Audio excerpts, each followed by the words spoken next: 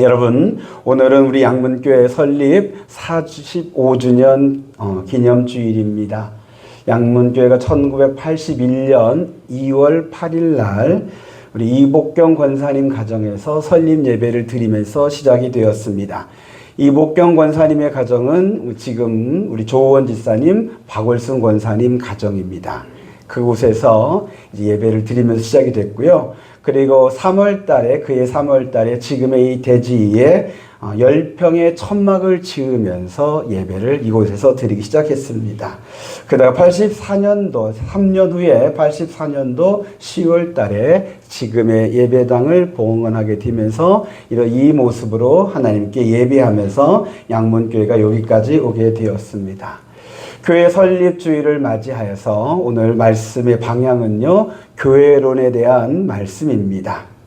마침 우리 스테반 집사님이 설교하시는 내용 가운데 복음과 관련된 성막과 성전에 대한 바른 신앙이 무엇인가를 가르쳐주는 말씀이 있어서 오늘 그 말씀을 통해서 올바른 성전 신앙은 어떤 것인가를 배우는 시간이 되도록 하겠습니다.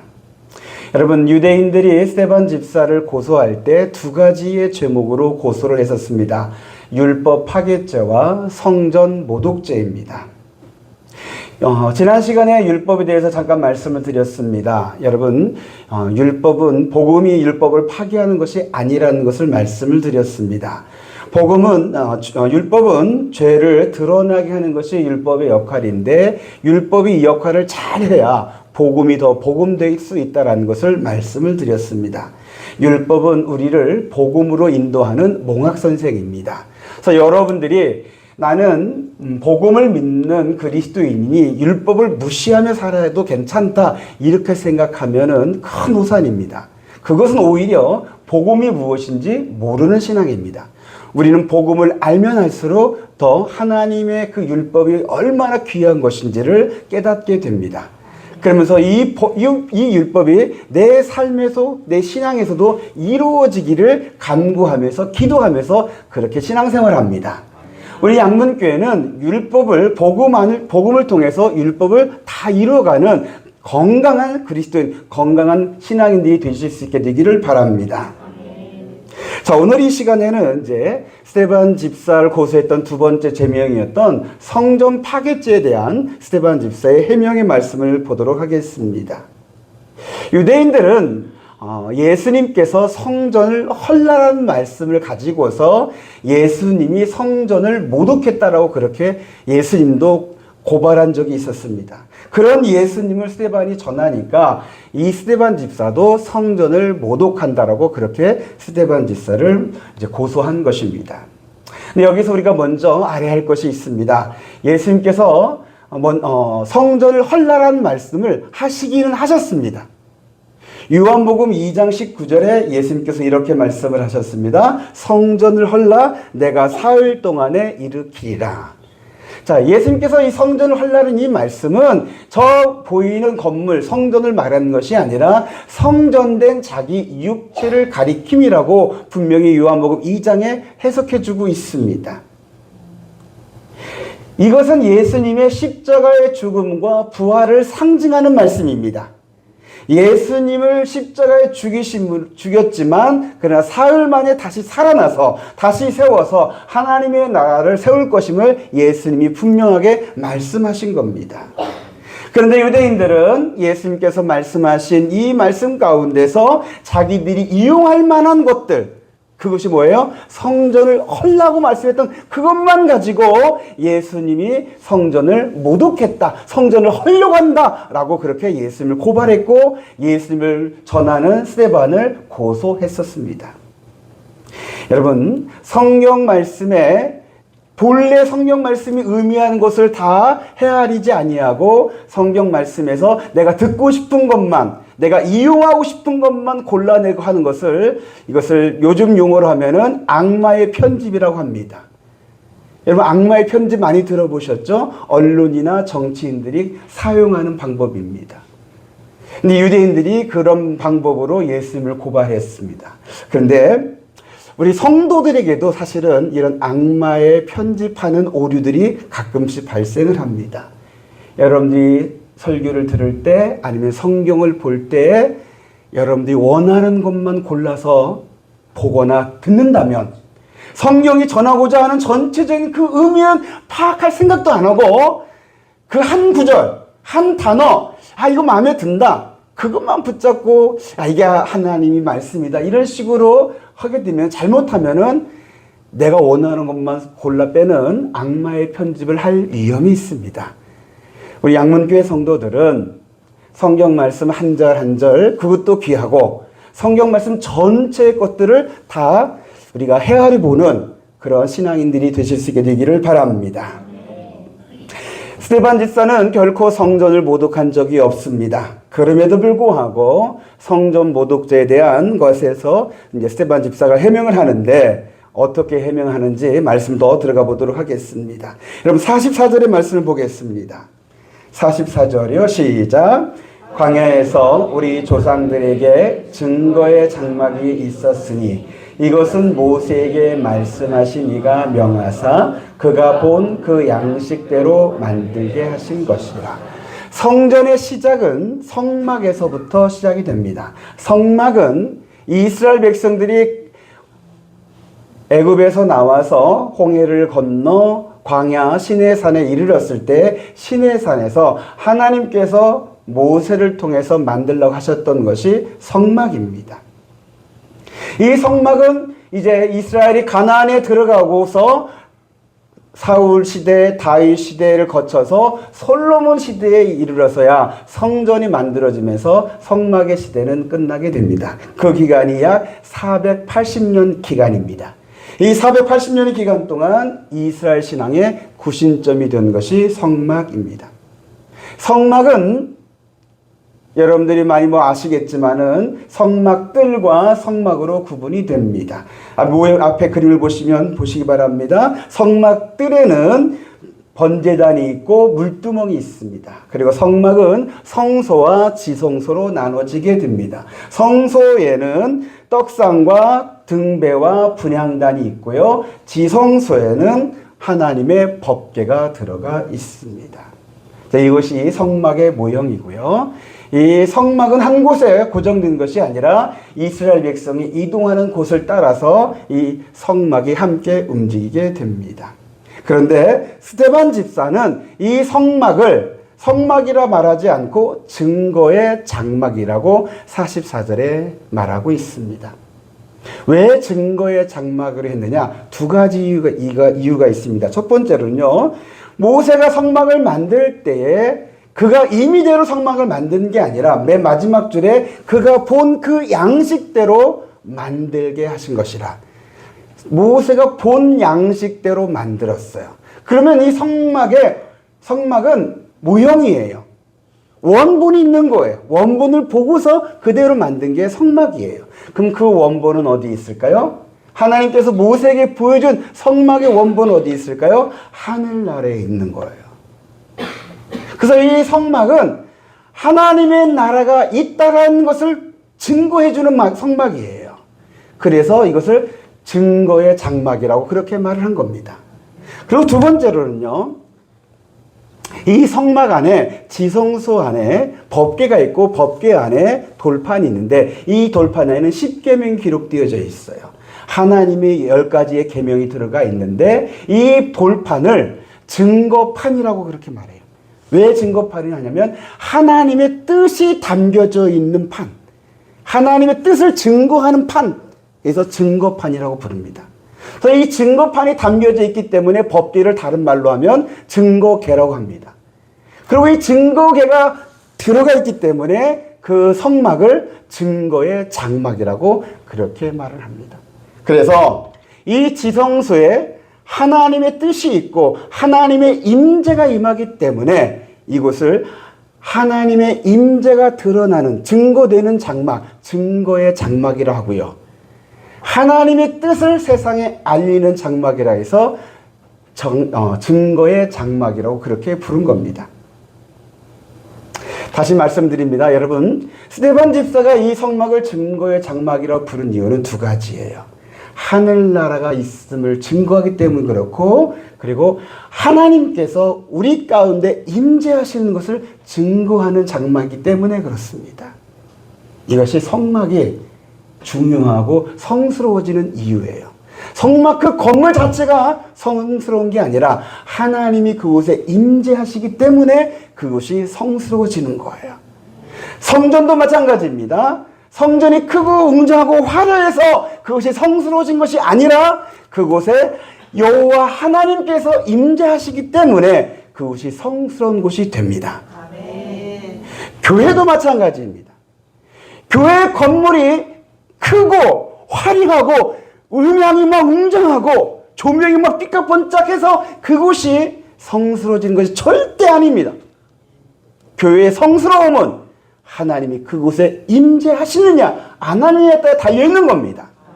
아무리 작은 시골교회라 할지라도 이곳에 하나님이 임재하실 때 이곳은 거룩한 성막이요 성전이요 교회가 되는 줄로 믿습니다. 그래서 여러분, 우리가 교회를 생각할 때 가장 먼저 중요하게 여겨야 할 것은 하나님의 임재입니다. 여러분들이 예배드리러 나올 때 가장 중요하게 여겨야 할 것은 하나님의 임재입니다.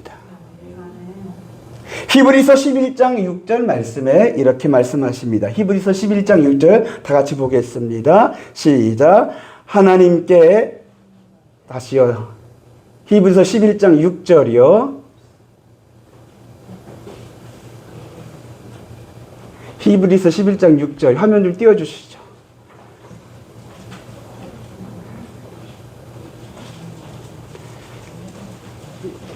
이렇게 실수를 해도 괜찮아요. 하나님 임재하시면 그것도 은혜로 받아줄 수가 있어요. 자, 히브리서 11장 6절에 시작. 믿음이 없이는 하나님을 기쁘시게 하지 못하나니 하나님께 나아가는 자는 반드시 그가 계신 것과 또한 그가 자기를 찾는 자들에게 상 주시는 이심을 믿어야 할지니라. 아멘. 여러분, 하나님께 나아가는 자는, 다른 말로 하면 하나님께 예배하는 자는, 오늘 저도 여러분을 말합니다. 이렇게 하나님을 예배하는 자는 반드시 뭘 믿어야 하느냐? 하나님이 계신 것. 하나님이 이곳에 계신 것을 믿어야 돼요. 여러분이 예배할 때 하나님이 이곳에 임재하시는 것을 여러분들 사모하시고 하나님의 임재하신 것을 믿으시면서 하나님께 찬양하고 하나님께 기도하고 하나님의 말씀을 들으셔야 합니다. 아멘. 이것이 신령과 진정한 예배가 됩니다. 믿음이 없으면 하나님을 기쁘시게 할 수 없습니다. 믿음이 없으면 우리 예배가 하나님을 받으시질 않습니다. 여러분들이 예배 드리면서 은혜 받았다고 하는데 사실 그 은혜 받았다는 것은 다른 말로 하면 여러분들이 하나님의 임재를 경험했다는 겁니다. 찬양을 통해서, 기도를 통해서, 말씀을 통해서 여러분들이 하나님의 임재를 경험하면 그것이 여러분에게는 위로가 되기도 하고 힘이 되기도 하고 마음의 찔림이 되기도 하고 여러분들이 다짐하고 결단하는 것도 될 수도 있습니다. 하나님의 임재를 경험하는 오늘 우리 예배가 되기를 소망합니다. 하나님 우리 가운데 임재하시는 것, 이것이 건강한 올바른 성전신앙의 첫 번째 걸음입니다. 우리 양문교에서 예배드리는 모든 예배가 하나님의 임재 가운데 있는 그런 예배 되기를 소망합니다. 근데 여러분, 이제 스데반 집사는 이 증거의 장막을 말하는 것으로는 끝나지 아니하고 이제 48절부터 50절까지 새로운 이야기를 합니다. 하나님의 임재에 대해서 우리가 반드시 알아야 할 것이 하나 더 있어요. 뭐냐면 여러분 48절 보시기 바랍니다. 48절이요. 시작. 그러나 지극히 높으신 이는 손으로 지은 곳에 계시지 아니하시나니 선지자가 말한 바. 자, 하나님은, 지극히 높으신 하나님은 손으로 지은 곳에 계시지 아니하시나니. 또 이렇게 말씀을 하셔요. 손으로 지었다라는 것은 성막이요, 또 성전이요, 이 교회의 건물을 말을 합니다. 근데 여기 계시지 아니한대요. 이게 무슨 말일까요? 성전에 계시지 아니한다는 그런 말이 아닙니다. 성전에 계시기도 하시지만 하나님은 성전에 갇히시는 분은 아니시란 얘기예요. 다른 말로 하면 성전에만, 교회에만 하나님이 계시다, 그런 거 아니라는 거예요. 반대가 돼야 돼요. 하나님이 계신 곳 그 어디가 어디든지 성전이 되는 거예요. 하나님이 임재하신 그곳이 거룩한 성전이 된다는 것을 믿으시기를 바랍니다. 이스라엘 백성이 하나님을 믿고 하나님의 말씀에 순종하면서 하나님을 잘 섬길 때는 하나님께서 그 성막 안에 계시고 성전 안에 계셔서 이스라엘의 기도를 들으시고 이스라엘에게 은혜와 은총과 복을 내려 주셨습니다. 그러나 이스라엘이 하나님을 말씀을 거역하고 불순종하고 그냥 성전 건물을 우상화하면서 우리에게는 성전이 있다 하면서 건물을 섬기는 그런 신앙을 가지고 있을 때는 하나님이 이 성전에 계시지 않으셨습니다. 오히려 하나님께서 그런 이스라엘 백성들에게 너희들이 자랑하는 그 성전을 이방인의 손으로 무너뜨리게 하셨습니다. 솔로몬의 성전은 바벨론의 군대로 무너뜨리셨고요. 스룹바벨의 성전은 헬라의 군대로 무너뜨리셨고요. 헤롯이 40년 동안 지었다고 자랑했던 그 성전은 로마의 군대로 완전히 돌 위에 돌이 남겨져 있지 않을 정도로 완전히 무너뜨리게 하셨었습니다. 지금은 이 예루살렘에 성전의 흔적이 남아 있어요. 헤롯이 지었던 그 성전에 외벽이 있는데 그 외벽에 서쪽 외벽이 남아 있어요. 이게 성전은 아니에요. 성전을 둘러싸고 있는 벽이 있는데 그 벽에 서쪽 외벽이 남아 있는데 그 외벽을 지금 이스라엘은 뭐라고 말하냐면 통곡의 벽이라고 말을 해요. 근데 이 통곡의 벽을 이스라엘 백성들이 성스럽게 여기는데 왜 성스럽게 여기느냐? 물론 성전에 흔적이 있기 때문이기도 하지만 서쪽이기 때문에 지성소와 제일 가까운 벽이에요. 하나님이 임재하시는 그 지성소와 제일 가까우니까 여기가 성스럽다 생각하고서 지금도 그 성벽에 대고서 기도를 하면 하나님이 들어주실 거라고 믿어요. 그런데 기도하는 사람들 많이 있어요. 성지순례 가시면은 이제 어떤 순례객, 우리 그리스도인들조차도 거기도 기도하는 사람도 있는데 그건 좀 잘못된 거고요. 여러분, 통곡의 벽은 하나님께서 왜 남기셨을까?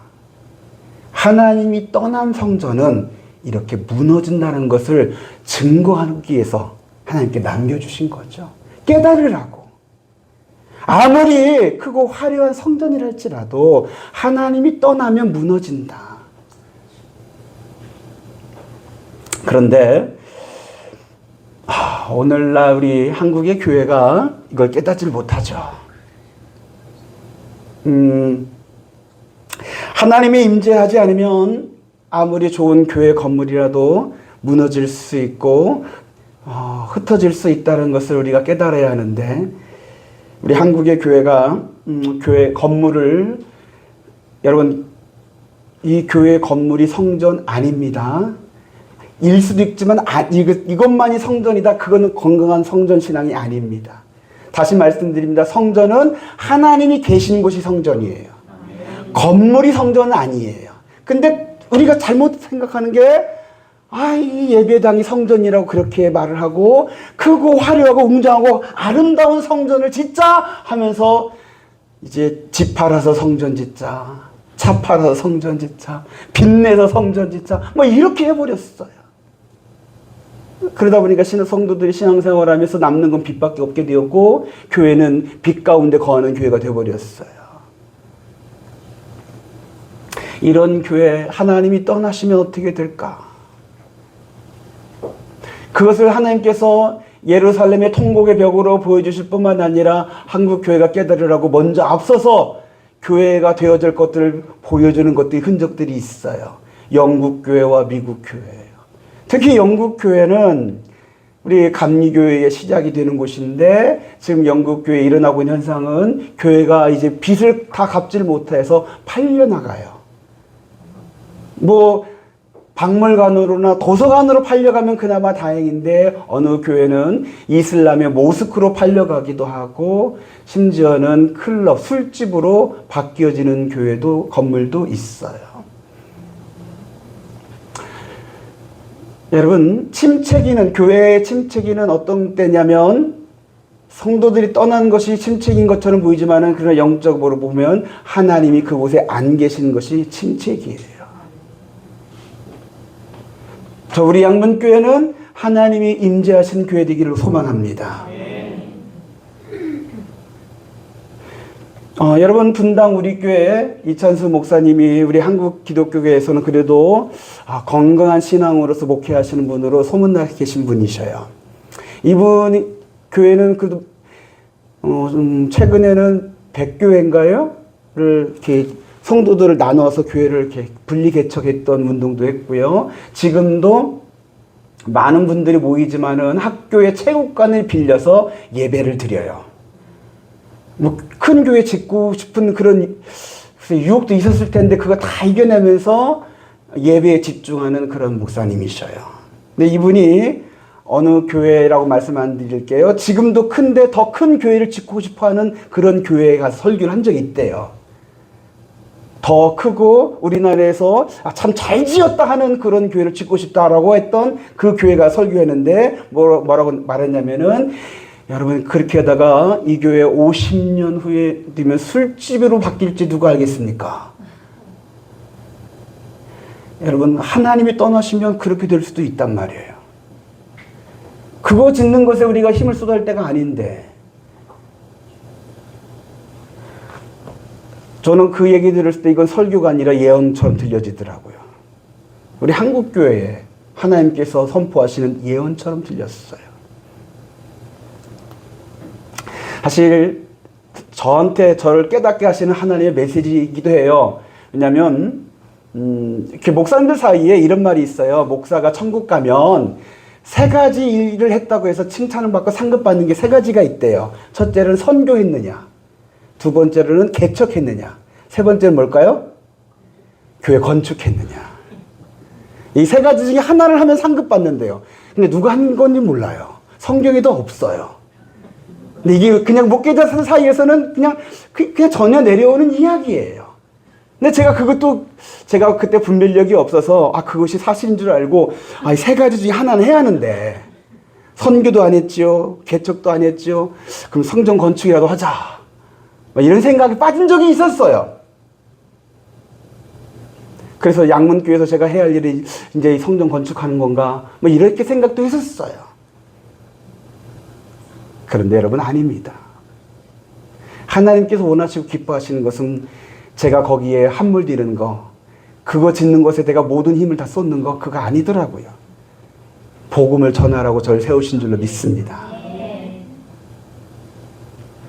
저나 여러분이나 예수 잘 믿고 하나님을 기쁘시게 하며 하나님께 영광 올려드리며 우리가 하나님의 살아계심을 증거하는 증거의 장막 되기를 원하셔요.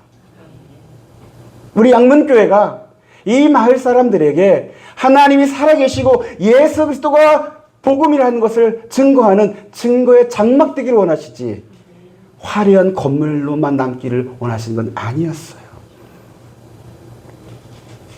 사랑하는 성도 여러분, 우리가 건물 우상화에 빠지지 않기를 바랍니다.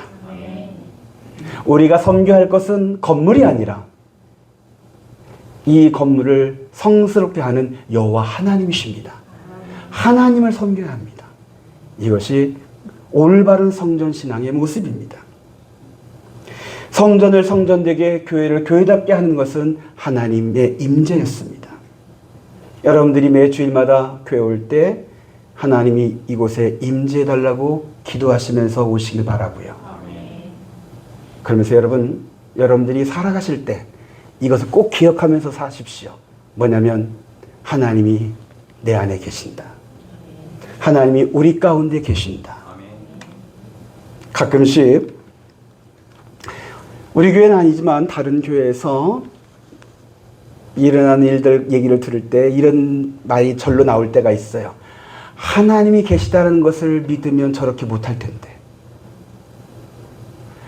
교회에서 일어난 일들 가운데, 성도들이 하는 일 가운데 하나님이 계시다라는 것을 믿으면 저렇게는 못할 텐데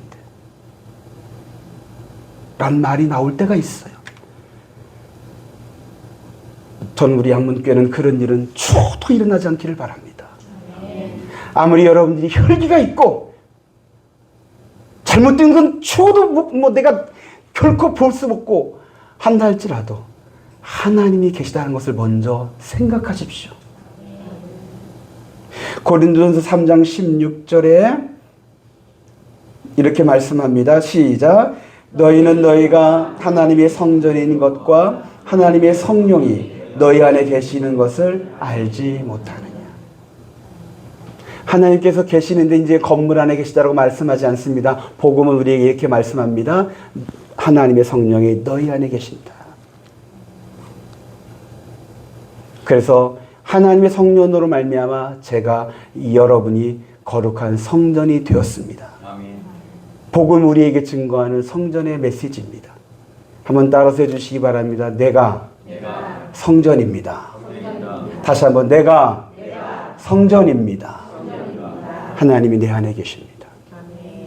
예수 그리스도의 십자가와 부활의 그 복음으로 말미암아 이제 예수님께서 택한 자에게, 부르신 자들에게 성령을 보내주십니다.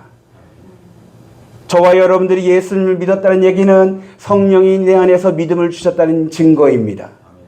저와 여러분들은 성령으로 말미암아 거듭난 그리스도인입니다. 우리는 성령 세례를 받았습니다. 성령이 내 안에 계십니다. 믿으시기를 바랍니다. 그래서 성령이 내 안에 계심으로 나는 성전이 되었습니다. 성전, 증거의 장막이 되었음을 믿으십시오. 그래서 여러분, 이 양문교회가 이 지역에서 하나님의 살아계심을, 예수 그리스도의 복음을 증거하는 증거의 장막이 될 수 있도록 우리가 힘을 합할 것이며, 여러분들은 여러분의 가정에서나 직장에서나 하나님과 예수 그리스도를 증거하는 증거의 장막 성전이 되어주시기를 부탁드립니다. 지난 설 명절에 저희 가정이 이제 처갓집에, 저희 기준으로 했을 때 처갓집에 갔습니다. 설날 명절에 처갓집에 간 적은 딱 2번 있었는데 이번 2번째인데, 이번 명절에는 이제 가정 예배를 드렸습니다. 저희 장인어른 장모님은 아직 예수를 안 믿습니다. 오랫동안 불교 신자였습니다. 그래서 예수 믿게 하는 게 저희의 평생의 기도 제목 중에 하나입니다. 그런데 이번에 저희 아내가 용기를 내서 가정 예배 드리기로 결단했고, 이제 전날 장인어른께 우리 내일 명절에 우리 차례도 안 드리니까, 제사도 안 드리니까 예배 드리겠다라고 선포를 했습니다. 장인어른 못 도망가게 붙잡아 두었고요. 이제 설날 아침에 다른 일 아무것도 하기 전에 먼저 다 불러 모아서 이제 처남 식구들과 함께 장인어른 장모님 모시고 가정 예배를 드렸습니다. 저희 집에서 있었던 첫 번째 가정 예배입니다. 명절에. 네, 더 놀라운 것은 예배가 끝나고 나서 저희 장모님이 저한테 이렇게 말씀하시는 거예요. 명절에 예배 드리는 것도 좋네. 나도 교 믿어 봐야겠네. 하나님께서 기도 응답에 대한 신호를 주신 것처럼 저는 느껴져서 많이 기뻤습니다. 여러분 기도해 주시기 부탁드립니다. 근데 아직 걸림돌이 있어요. 어떤 걸림돌이냐? 저는 이제 몰랐었는데 나중에 저희 아내가 얘기하는데, 장모님이 아내한테 그렇게 말을 했대요. 교회, 그 동네에 이제 교회가 하나 있는데 그 교회에는 교인이 3명이에요. 3가정이에요. 근데 한 가정이 개똥차반 집사님의 가정이 있대요.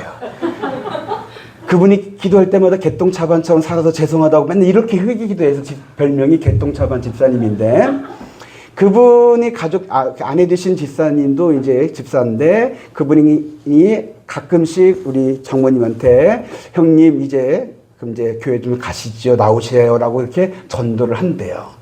그러면 장모님이 겉으로 말은 좀 안 하고 속으로 내가 믿는 예수 난 안 믿겠다라고 말하신대요. 그 말을 했다고 아내에게 말을 한 거예요. 왜 그러냐면 그분이 장모님이 볼 때 좀 자기만 알고 나눌 줄 모르고 정이 없는 것으로 보여서 저렇게 믿을 바에는 난 안 믿겠다. 이게 걸림돌이 된 거지요. 그래서 저희 아내가 그 말을 듣고 그분만 그렇다고 원래 진짜 예수 믿는 사람은 그렇지 않을 거라고 우리 양문교회는 그런 사람 하나도 없다고 우리 양문교회 그런 사람 하나도 없는 줄로 믿습니다. 우리 양문교회 성도들 예수 제대로 잘 믿는 줄로 믿습니다. 여러분 저희 아내의 말이 거짓이 아닌 줄로 저는 믿어요. 네. 여러분 우리가 성령이 내 안에 계심으로 저와 여러분들이 거룩한 성전이 되어서 하나님을 증거하고 예수님을 증거하는 증거의 장막이 되었어요. 근데 이거 굉장히 어려운 거예요. 10번 잘해도 한 번만 잘못하면요 사람들은 그 한 번만 보고서 마음을 닫을 수도 있어요. 그래서 우리가 증거의 장막이 되려면 나의 힘만으로는 안 돼요. 내 안에 계신 하나님의 도우심이 있어야 돼요. 여러분 하나님의 도우심을 구하시면서 신앙생활 하십시오. 여러분이 원하는 것을 얻고자 하기 위해서 하나님의 도우심을 구하는 그뿐만이 아니라 진짜 제가 이 세상에서 하나님을 나타내고 예수 복음을 증거하는 증거의 장막이 될 수 있도록 하나님 나를 도와주옵소서. 그 기도를 하십시오. 나의 모습이 예수님을 드러내는 예수님을 증거하는 증거의 장막이 되게 해달라고 기도하십시오. 나는 죽었습니다. 예수님이 내 안에 사십니다. 이 고백하시면서 한 걸음 한 걸음 나아가실 때 어느 순간 저를 통하여 여러분을 통하여 예수 믿는 게 정말 좋구나. 예수님이 정말 진리군요. 나도 예수님 믿어야겠습니다라는 그런 귀한 열매가 맺혀지게 될 줄로 믿습니다.